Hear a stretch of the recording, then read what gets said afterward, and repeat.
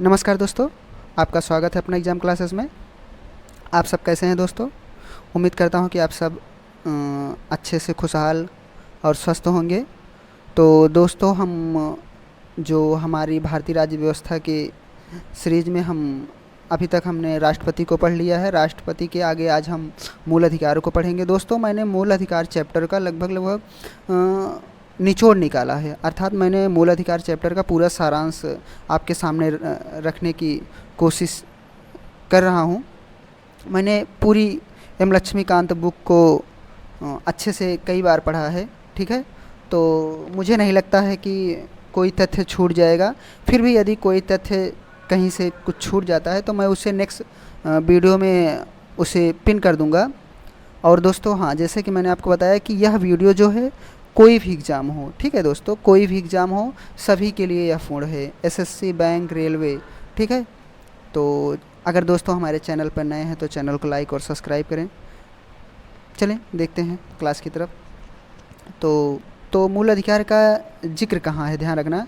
मूल अधिकार का जो जिक्र है दोस्तों, संविधान के भाग 3 अनुच्छेद 12 से 35 तक, ठीक है। अनुच्छेद 12 से 35 तक ध्यान रखना दोस्तों।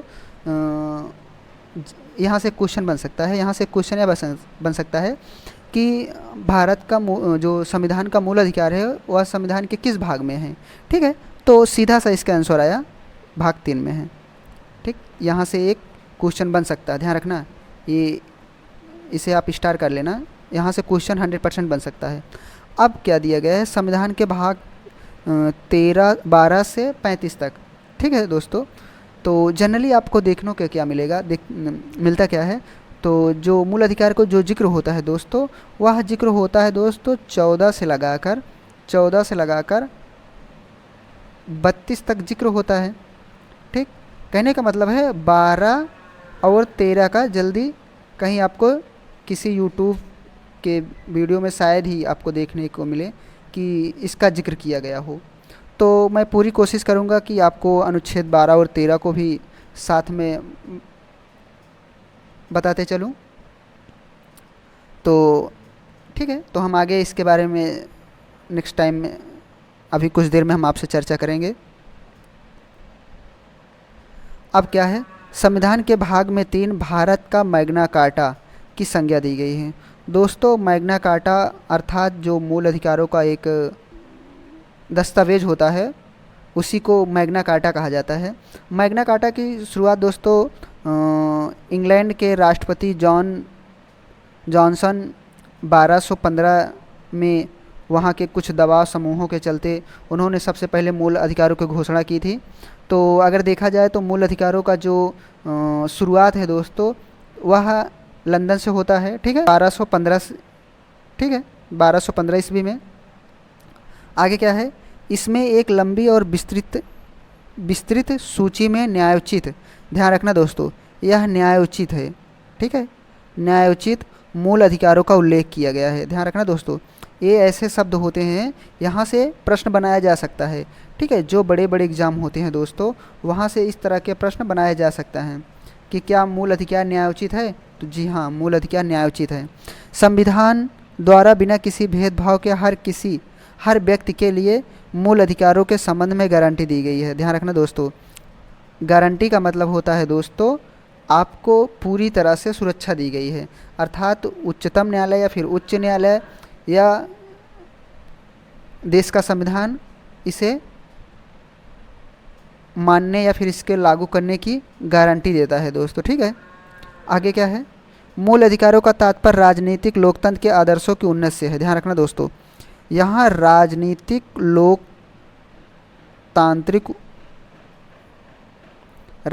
लोकतंत्र के आदर्शों की उन्नति से है। यहाँ से भी एक क्वेश्चन बनाया जा सकता है, ठीक है। तो ध्यान रखना, यहाँ से भी एक क्वेश्चन बन सकता है दोस्तों, और यहाँ से भी एक क्वेश्चन बन सकता है। यह विधानमंडल के कानून के क्रियान्वयन पर तानाशाही को मर्यादित करती है। ऐसा भी यह भी यहाँ से भी एक क्वेश्चन बनाया जा सकता है, ठीक। कहने का मतलब है, यह विधानमंडल के कानून के क्रियान्वयन पर तानाशाही को मर्यादित करती है। ऐसा नहीं है कि कोई विधानमंडल मनमाने तरीके से कोई कानून बना दे जिसमें भारतीय नागरिकों के मूल अधिकारों का हनन हो, तो भारतीय मूल अधिकार में इस पर भी रोक लगाया गया है। आगे देखते हैं।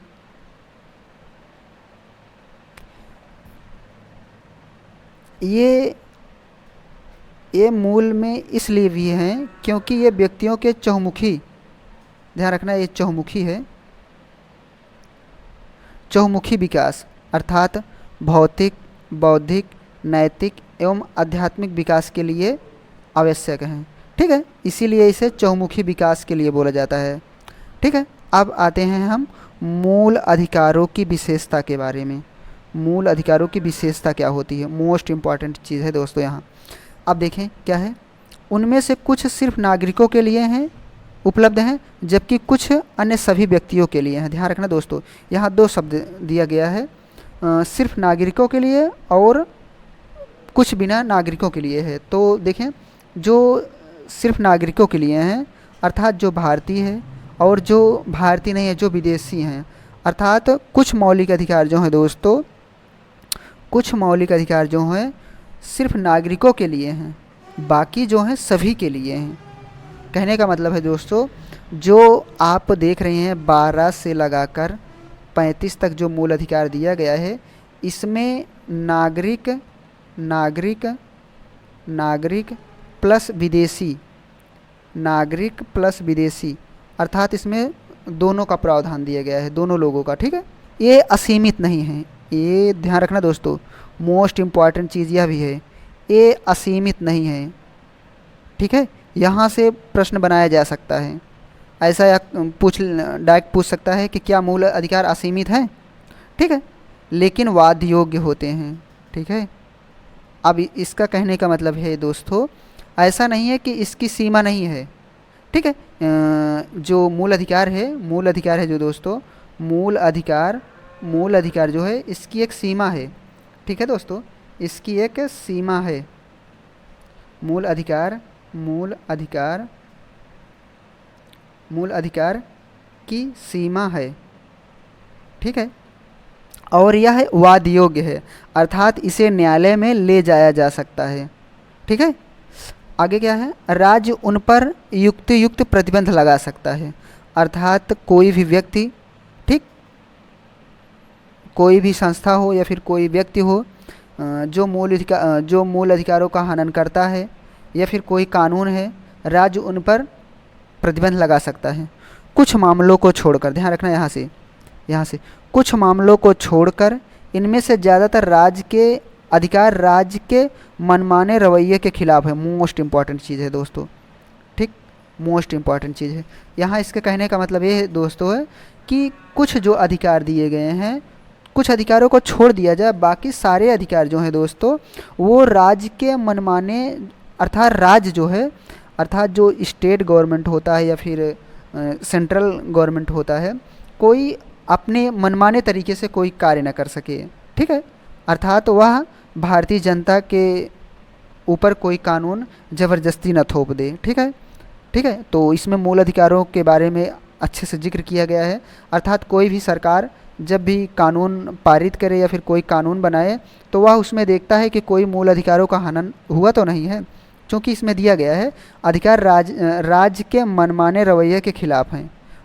अर्थात मूल अधिकार में बहुत सारे चीज़ को प्रतिबंध लगाया गया है।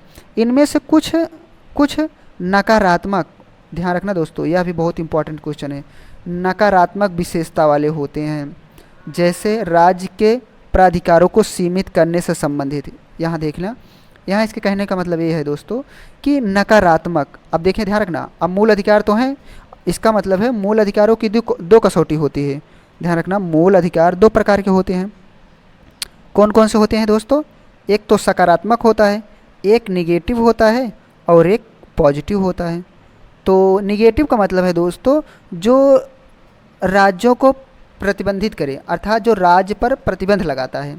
ऐसा अनुच्छेद जो राज्य पर प्रतिबंध लगाता है वह तो दोस्तों नकारात्मक वाले में आएगा। ध्यान रखना दोस्तों, मूल अधिकार दो तरह के होते हैं, एक निगेटिव होते हैं, ठीक, और एक पॉजिटिव होते हैं। तो निगेटिव हम उसे कहेंगे जो राज्य के विरुद्ध आते हैं, ठीक है, जो राज्य के खिलाफ अर्थात जो राज्य को राज्य सरकार को सीमित करते हैं कि राज्य सरकार इस तरह के कानून नहीं ला सकता है, राज्य सरकार किसी व्यक्ति को इस तरह से परेशान नहीं कर सकता है। जबकि कुछ सकारात्मक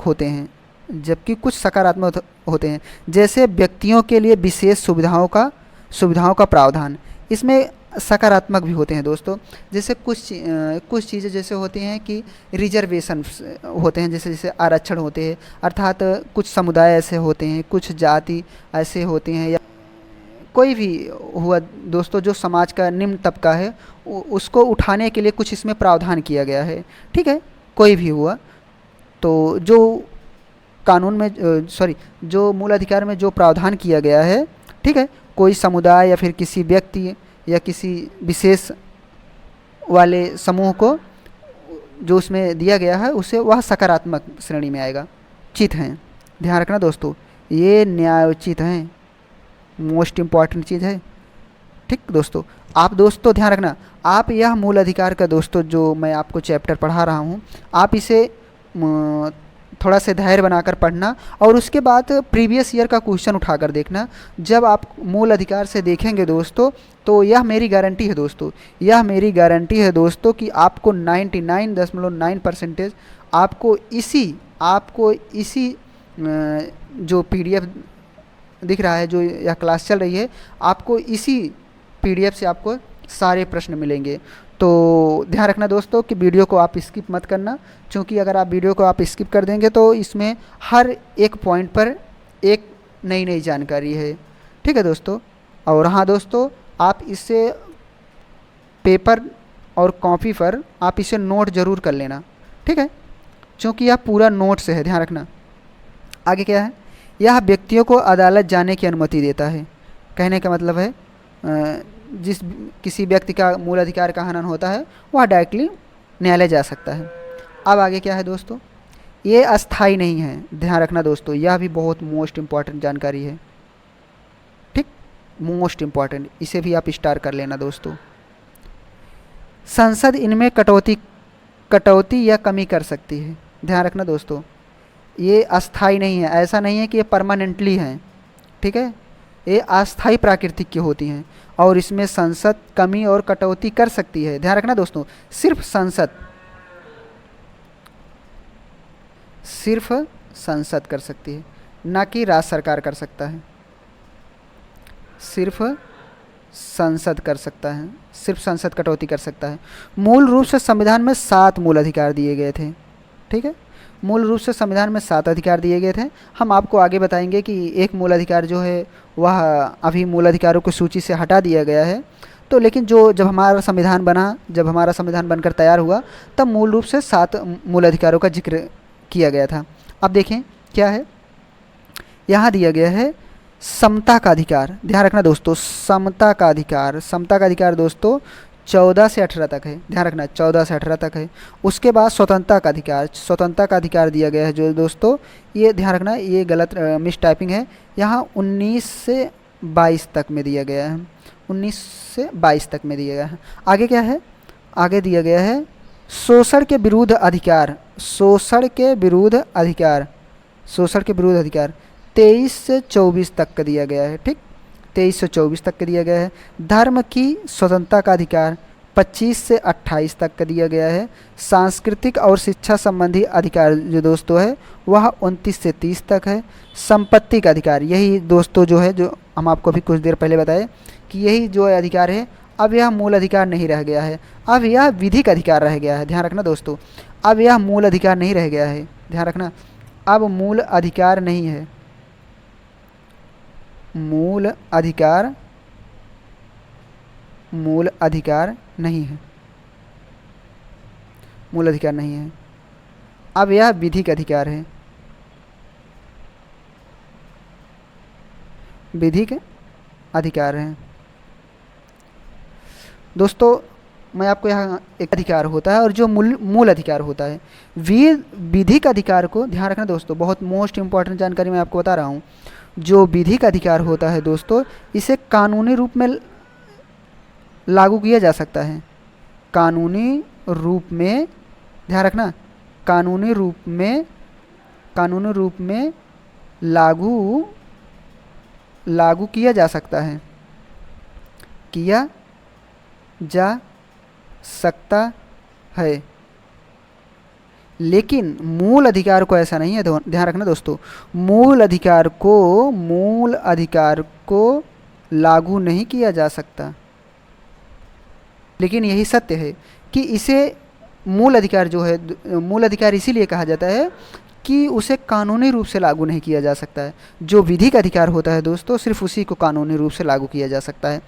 तो जैसे होता क्या है, देखें विधिक अधिकार और मूल अधिकार में होता क्या है। मान लीजिए आपका कोई एक पड़ोसी है, ए है, वह आपको, ठीक है, वह आपको किसी तरह से परेशान कर रहे हैं। मान लीजिए जहाँ से आप बिजली का कनेक्शन लिए हैं वहाँ से वह हर बार काट देता है, ठीक है। यही मान लीजिए एक हमारा केस है। मान लीजिए कोई व्यक्ति ए है और बी को वह काफ़ी परेशान कर रहा है, बी को वह काफ़ी परेशान कर रहा है। तो होता क्या है कि जो ए का बिजली है ये बी हर बार काट देता है। तो अब जो ए है दोस्तों, ए का जो है मूल अधिकार है, अर्थात लाइट, पानी और जो जीने के लिए जो मूलभूत चीज़ ज़रूरत है उसमें लाइट भी आती है, अर्थात बिजली भी आती है। तो दोस्तों कहने का मतलब यहाँ तो इसके मूल अधिकारों का हनन हो रहा है, यहाँ ए व्यक्ति का मूल अधिकार का हनन तो हो रहा है, ठीक है। लेकिन वह दोस्तों न्यायालय नहीं जाएगा, ठीक है दोस्तों, वह ना तो उच्चतम न्यायालय में जाएगा, ठीक है, ना तो वह उच्चतम न्यायालय में जाएगा और ना ही वह उच्च न्यायालय में जाएगा, कहीं नहीं जाएगा। अर्थात वह सीधे सीधे कंप्लेन करेगा, सीधे सीधे कंप्लेन करेगा दोस्तों, ठीक है, कंप्लेन करेगा, अर्थात वह एफआईआर करेगा, अर्थात वह थाना जाएगा। कहने का मतलब है दोस्तों, मेरे कहने का अभिप्राय यह है कि जब किसी व्यक्ति के माध्यम से किसी व्यक्ति का मूल अधिकार का हनन होता है तब कोई व्यक्ति उच्चतम न्यायालय या फिर उच्च न्यायालय में नहीं जा सकता है। न्यायालय तभी जाया जा सकता है जब कोई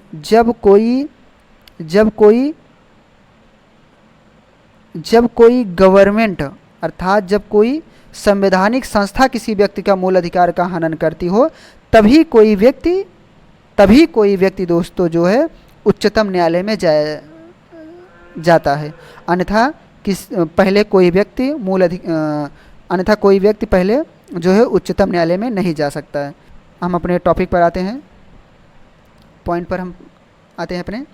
अब आगे क्या है दोस्तों, इसमें दिया गया है नंबर 7 में क्या है, संवैधानिक उपचारों का अधिकार, ठीक है। संवैधानिक उपचारों का अधिकार, अर्थात इसके बारे में हम आपको एक जानकारी और बता दें। Doctor B R. अम्बेडकर अनुच्छेद 32 को संविधान की आत्मा कहते हैं, अर्थात इसमें 6-7 तरीके का प्रावधान दिया गया है, ठीक है। तो यहाँ से भी एक क्वेश्चन बन सकता है, ठीक है, यह भी काफ़ी इम्पोर्टेंट है। एसएससी, बैंक, रेलवे वाले जो होते हैं ऐसे क्वेश्चन पूछते हैं। आगे क्या है, अनुच्छेद, ध्यान रखना, अब हम अनुच्छेद 14 जो है दोस्तों, अनुच्छेद 14 से 18 तक के बारे में अब हम एक एक अनुच्छेद के बारे में पढ़ रहे हैं। अब हम एक एक अनुच्छेद के बारे में पढ़ रहे हैं। हम आपको एक जानकारी और बता दें, यहाँ एक नेक्स्ट पीडीएफ लेते हैं। मूल अधिकार जो है दोस्तों, हैं जो मूल अधिकार, वह समता का अधिकार जो है दोस्तों, समता का अधिकार 14 से 18 तक है, ठीक, 14 से 18 तक है। उसके बाद क्या है दोस्तों, उसके बाद है स्वतंत्रता का अधिकार, स्वतंत्रता का अधिकार 19 से 22 तक है। उसके बाद क्या है दोस्तों, शोषण के विरुद्ध अधिकार, शोषण के विरुद्ध अधिकार 23 से 24 तक, ठीक। आगे क्या है,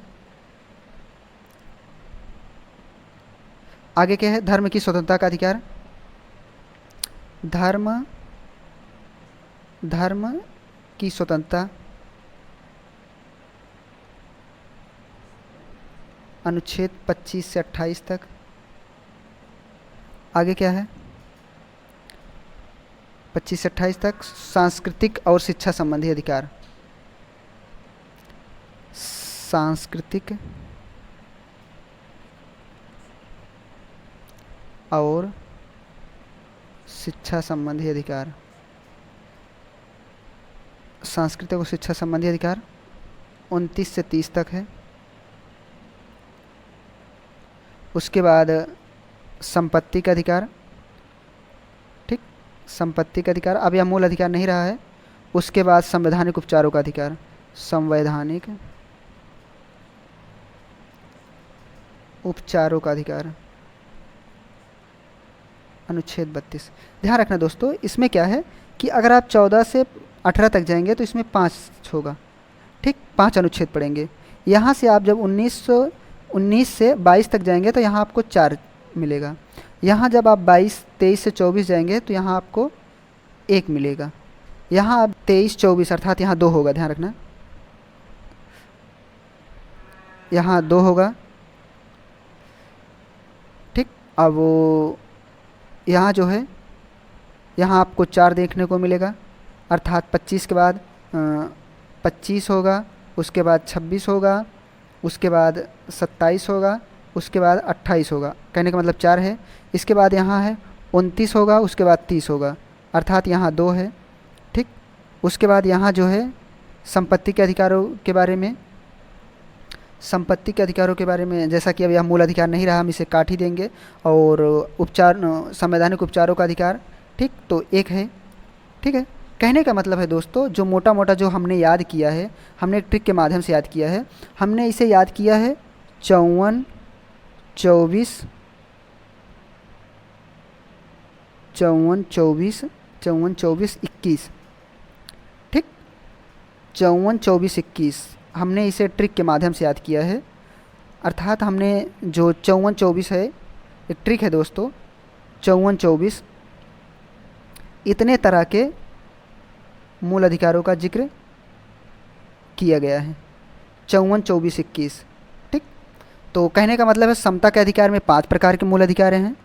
शोषण के विरुद्ध जो अधिकार दिया गया है दोस्तों, उसमें 4 प्रकार के हैं, ठीक है। तो मैं उम्मीद करता हूँ कि आपको समझ में आ गया होगा। आगे देखते हैं। अब अनुच्छेद हम 4 में देखते हैं, सॉरी अनुच्छेद 14 से 18 तक में हम देखते हैं।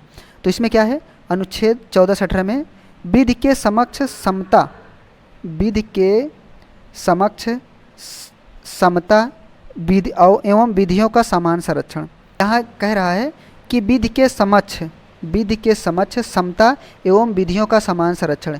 कहने का मतलब यह कह रहा है दोस्तों, अनुच्छेद 14 विधि के ऊपर कोई नहीं है, ठीक है, अर्थात कानून के ऊपर।